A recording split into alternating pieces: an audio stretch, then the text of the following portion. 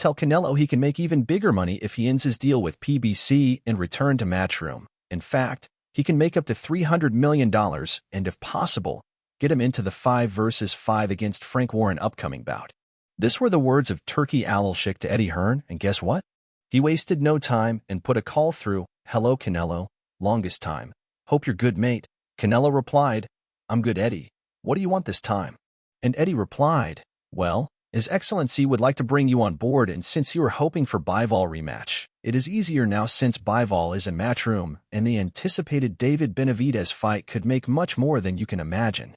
Upon hearing this, Canelo began to play games with boxing fans. It felt like David Benavidez fight was going to happen, but we got a money-motivated Jermall Charlo fight and then John Ryder. It was all glaring. Canelo needs Saudi Arabia fair share, and the only way to get it was to return to Eddie Hearn's Matchroom. So, Canelo began to demand fights that are not really visible. And there you see Canelo with his son getting in some work.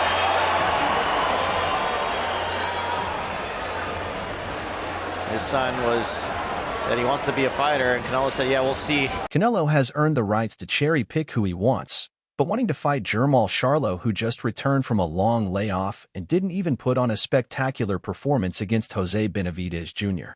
It would even be interesting if Canelo fought Jamie Munguia. He brings the firework, and if it is David Benavidez, the world of boxing will be agog.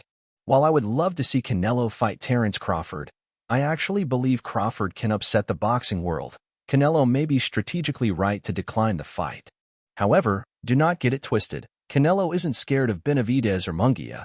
He just wants to ensure he gets a paycheck that is enough to last him when he's done for boxing.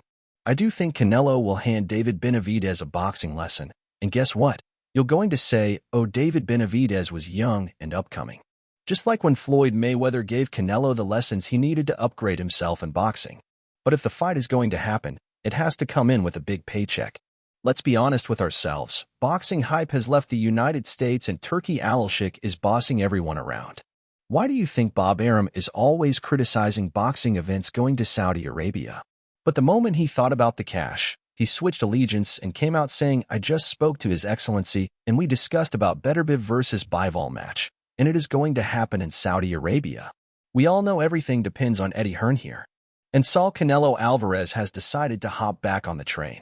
Firstly, he will be making a big paycheck and maybe finally get his revenge on Bivol, but I actually do not see him beating Bivol. But do not forget, Eddie Hearn Matchroom Boxing and Frank Warren's Queensberry Promotions are at the forefront at the moment. Look at fight like Devin Haney versus Ryan Garcia. It is garnering momentum, and that is because of Eddie's smartness. You can hate the man all you want, but you can't deny that man knows how to get his fighters good deals. Take a good look at Anthony Joshua. He's no longer holding the belt, but everyone wants to fight him, and why is that?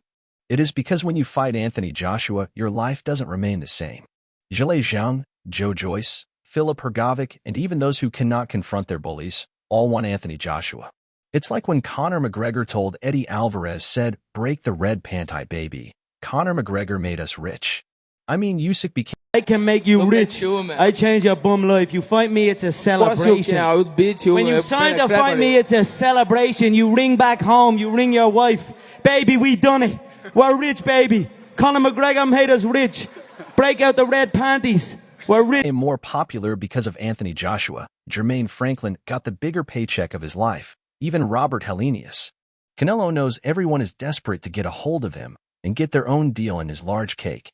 But PBC cannot bring him bigger deals the way Eddie Hearn can get him that fat paycheck. You all want to see the David Benavidez fight. Jamie Munguia and maybe Terence Crawford can get his own share later on. But the plan is to ensure everyone gets paid. But Canelo takes the bigger share. The news is that Canelo will sign a 2-fight deal with Matchroom Boxing. But I tell you, it is all a ploy. Turkey Alalshik is going to get involved, and then he will order the David Benavidez fight, which we all want to see.